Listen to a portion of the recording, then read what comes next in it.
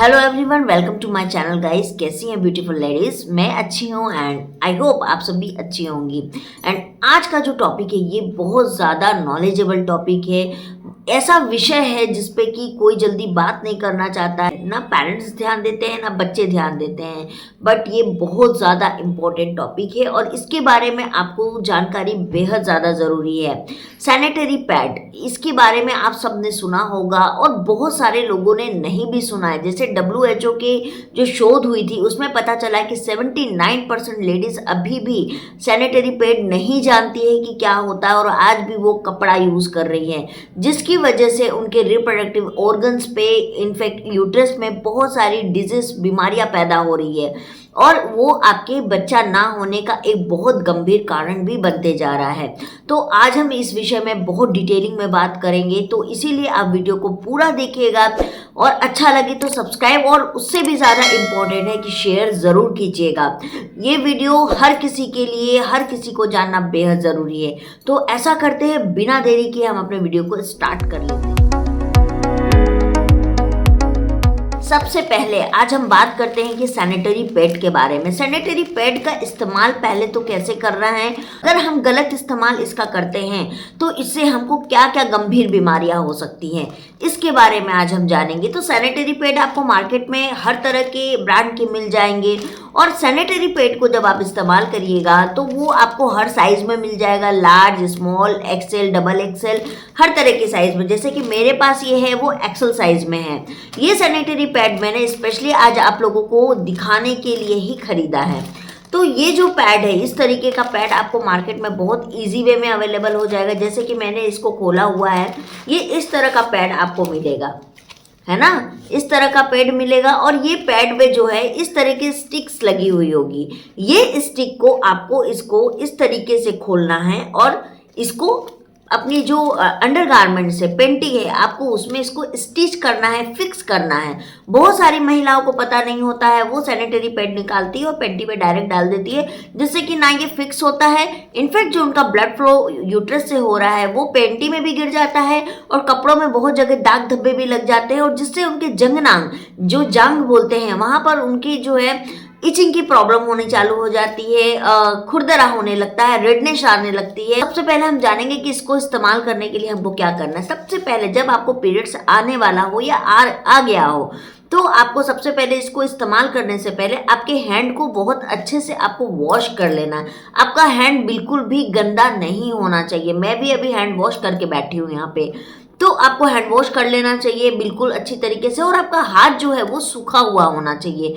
बिल्कुल भी गीले हाथ से आपको सैनिटरी पैड को यूज नहीं करना है। सेकेंड पॉइंट है, पर जब हम पैड निकाल लेंगे इस तरीके से, ये जो स्टिक है इसको बहुत ही स्पीडली इस तरीके से इसको हटा देना और इसको इधर उधर बिल्कुल नहीं फेंकना। इसको आप डस्टबिन में डालोगे एंड ये वाला जो पार्ट होता है, ये दो जो पार्ट होता है, ये आपको अपने अंडरगारमेंट्स यानी पेंटी में इसको स्टिच करना है। आप पेंटी को पहले ले लीजिएगा, उसके अंदर इसको डालिएगा और इस तरीके से पेंटी के बैक हैंड पे इसको फोल्ड कर देना है, जिससे कि ये फिक्स हो जाएगी। और इसमें गुण टाइप का होता है जो कि वो उससे चिपक जाता है। तो ये चीज़ आपको सेकंड करना है कि ये पूरी तरह फिक्स हो जाएगी, कहीं भी गिरेगा नहीं, आपका ब्लड फ्लो है वो कहीं भी बाहर आउट नहीं होगा। सबसे इम्पोर्टेंट चीज कि ये तो हमने कर लिया, अब हमको इसको पहनना कैसे है, किस तरीके से पहनना है। तो आपको जो है अपने घुटनों को चौड़ा करना है, अपने अंडरवियर के अंदर वाली सतह पर सैनिटरी पैड को चिपकाने वाले हिस्से की ओर रखें। सुनिश्चित करें कि आपका पैड आपके अंडरवियर में अच्छी तरह चिपक गया या नहीं। अंडरवियर पर विंग्स लगाने से पहले देख ले कि सैनिटरी नैपकिन पूरी तरह से फैल गया है या नहीं। उसके बाद में आपको अपने सैनिटरी को अपने विंग्स में लगाना है और अंडरवियर के बाहरी हिस्से में विंग्स को घुमाकर चिपका देना है। तो इस तरीके से आपको इसको पहनना है। सैनिटरी पैड आपके अंडरवियर में चिपक गया है, इसको आपको एकदम चेक कर लेना है, बिल्कुल भी हिलना नहीं चाहिए, फिक्स हो जाना चाहिए। ये आपको ख्याल रखिए कि क्या है, आपके जो समय में जो ब्लड आपका यूट्रस से निकल रहा है, स्त्राव हो रहा है, वो आपके इस पोर्शन में आना चाहिए। ये जो डिजाइन दी गई है इस पोर्शन में ये आना चाहिए, ताकि ये पूरी तरीके से आपका जितना भी हैवी ब्लड फ्लो हो वो उसको सोखते चला जाए, और ये वाला जो पोर्शन है इसमें धीरे धीरे ब्लड्स जो है आपके वो जमा होते चले जाएंगे। लेकिन आपका ये जो पोर्शन है ये आपके पेंटी के सेंटर में होना चाहिए। चीज की हर 6 घंटे में, चाहे आपको ब्लड फ्लो कम आता हो, ज़्यादा आता हो, अगर बहुत ज़्यादा आता है तो 4 घंटे में, अगर आपको मीडियम ब्लड फ्लो आता है, कम ब्लड फ्लो आता है तो भी, या स्पॉटिंग होके बंद हो जाती है तो भी आपको हर 6 घंटे में आपके पीरियड्स के पैड को आपको चेंज करना है। ऐसा नहीं है, बहुत सारी महिलाएं क्या करती है कि उनको थोड़ा थोड़ा ब्लड आता है वो पहने रहती है, जिससे कि आपके यूट्रस में संक्रमण होने का, इन्फेक्शन होने का खतरा हो जाता है। जंग नांग जिसको बोलते हैं, जांग बोलते हैं, वहां पे संक्रमण होने का खतरा बढ़ जाता है। तो इसको आपको हर 4 से 6 घंटे में आपको इसको चेंज करते जाना है। आपको कभी भी इसको निकालने के बाद इसको यहाँ वहाँ नहीं फेंकना है। इसको आप इस तरीके से, इसके जो विंग्स है इसको इस तरीके से फोल्ड करें, और इसको पूरी तरीके से फोल्ड करने के बाद में इसको आप रैपर करें, पेपर में लपेटे, और उसके बाद अपनी डस्टबिन में फेंक दें। ये आपको करना है। और फेंकने के बाद भी अपने हैंड को बहुत अच्छे से वॉश करना है। जब भी आप अपने पैंटी को टच करोगे या अपने पैड को टच करोगे, अपने हैंड को बहुत अच्छे से वॉश करोगे, आपको वो बिल्कुल ध्यान रखना है। थर्ड चीज़ है, इसको भी कभी भी सैनिटरी पैड आपको फ्लश नहीं करना है, ठीक है, आपको फ्लश कभी भी नहीं करना है। एंड इसको आपको इसी तरीके से इस्तेमाल करना है, आपको पीरियड साइकिल कितने भी दिन का हो, कभी भी हो। अब अगर आप इस तरीके से यूज़ नहीं करते हैं तो आपको क्या क्या समस्या हो सकती है, होती भी है, और बहुत सारी महिलाओं को यूट्रस में कैंसर होने का कारण भी ये बनता है। तो चलिए हम इसके बारे में अब डिटेल में जानते हैं। आपको पता है कि आज के टाइम पे इनफर्टिलिटी कितनी ज़्यादा बढ़ चुकी है।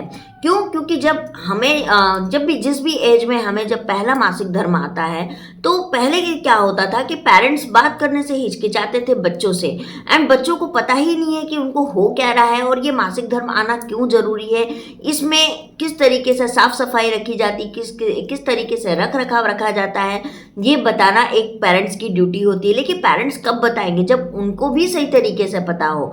तो वो अपने बच्चों को सही डायरेक्शन नहीं दे पाते, सही गाइड नहीं कर पाते हैं।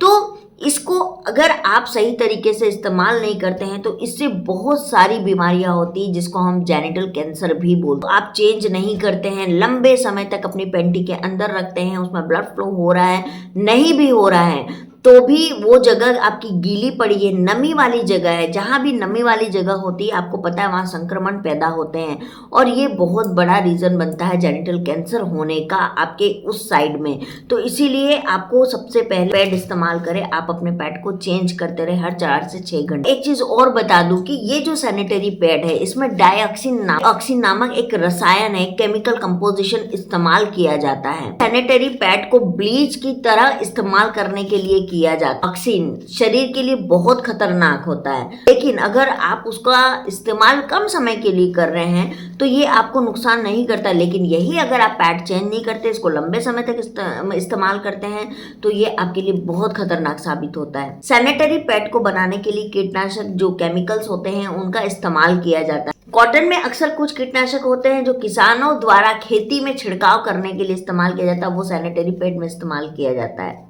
थर्ड चीज़ है आर्टिफिशियल परफ्यूम। आप देखते होंगे कि इसमें से आपको बिल्कुल भी बदबू नहीं आती है जब आप इसको खोलते हैं। इसमें एक आर्टिफिशियल परफ्यूम का इस्तेमाल किया जाता है, रसायन है जो सुरक्षित नहीं मानते हैं। इन गर्भ न कर पाने जैसी गंभीर समस्या पैदा होती है। गर्भ धारण नहीं हो पाने का एक ये बहुत बड़ा रीज़न बनता है। लेकिन अगर आप इसको कम समय के लिए इस्तेमाल करते हैं, हर 3 से 4 घंटे में, जैसे कि मैंने आपको रूल्स बताए हैं इसको इस्तेमाल करने के, अगर आप उस तरीके से आप इस्तेमाल करते तो ये आपको हार्म नहीं। अब इससे होने वाली बीमारी आपको मैं बता दूं कि अगर इसको आप सही तरीके से इस्तेमाल नहीं करते हैं तो आपको ओवरी में कैंसर होने का खतरा होता है, आपके अंदर इनफर्टिलिटी की समस्या होती है, हार्मोनल इम्बैलेंस की समस्या भी आपको इससे पैदा होती है।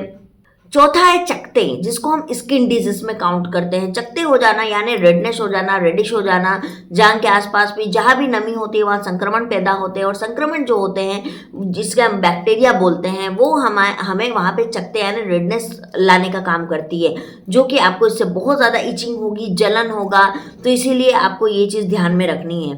योनि में एलर्जी होगा, आपके जो यूट्रस है उसमें आपको एलर्जी हो जाएगी, है ना।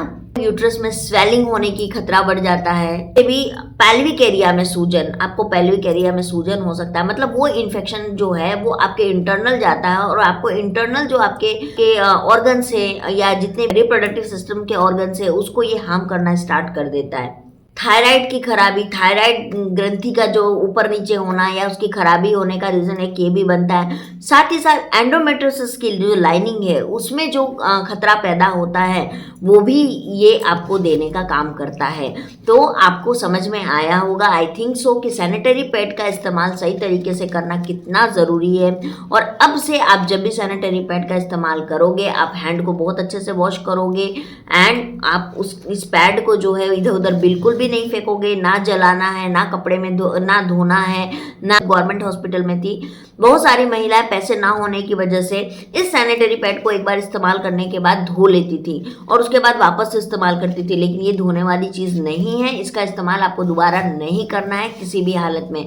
जितने भी टीन एज की बच्चियां हैं जो अभी इनको मासिक धर्म स्टार्ट हुआ है, जितने भी पेरेंट्स मेरा ये वीडियो देख रहे हैं, आप अपनी बच्ची के साथ खुल के बात कीजिए, इसमें शर्माने की बात नहीं है। जब बच्ची को बड़ी होती है, शादी होती है, बच्चे नहीं होते हैं तो माँ बाप सोचते हैं कि मेरे बच्चे को बच्चे क्यों नहीं हो रहे हैं। देखिए उसका कहीं ना कहीं अभिभावक ही कारण होते हैं कि वो उसको सही तरीके से गाइड नहीं करते हैं। जैसे कि जितनी सारी मैंने समस्या आपको बताई है वो बच्चा ना पैदा कर पाने के लिए एक महिला के लिए होती है। वो बच्चा इन सारी समस्याओं में पैदा नहीं कर पाएगी तो उसके जिम्मेदार कौन होंगे? सिर्फ सरकार का काम नहीं है, सिर्फ डॉक्टर का काम नहीं है, नर्स का काम नहीं है, ये अभिभावक का भी काम है, पेरेंट्स का भी काम है। जितने मॉडलाइज दुनिया होती चली जा रही है, जितने मॉडल लोग बनते चले जा रहे हैं, उनको सोच में भी मॉडलाइजिंग लाना बहुत ज़रूरी है। अपने बच्चों के साथ आप मूवी देखते हो, थिएटर जाते हो, फूड कोर्ट में खाना खाते हो, सब कुछ करते हो, सब अच्छा लगता है। बच्चों के साथ आपको हर चीज़ बात करना अच्छा लगता है, लेकिन बच्चों को आपको इसके बारे में बताना आपको सही नहीं लगता है। दूसरी चीज़ है, बच्चे जब थोड़े बड़े होने लगते हैं, इनफैक्ट हम भी हुए, पोर्न मूवी देखना, गंदी मूवी देखना, तो हम बच्चों को अरे तुम गंदे हो, तुम ऐसे मूवी याद देखते हो।